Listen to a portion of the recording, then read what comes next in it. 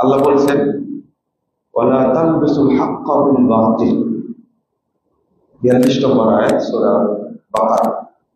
তোমরা হককে বাতিলের সাথে মিশ্রিত করো। আল্লাহ বলছেন ওয়া ইন্না কাসীরাম মিনান নাস বিলিকাই রাব্বিহিম লাকাফিরুন।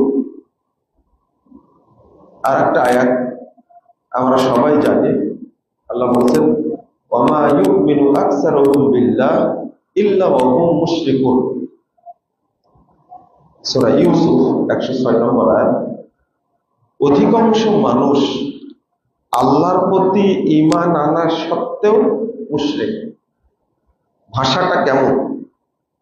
আল্লাহর প্রতি ঈমান এনেছে, নামাজ পড়ে, হজ করে, যাকাত দেয়, কিন্তু আল্লাহ বলছেন তারা কি?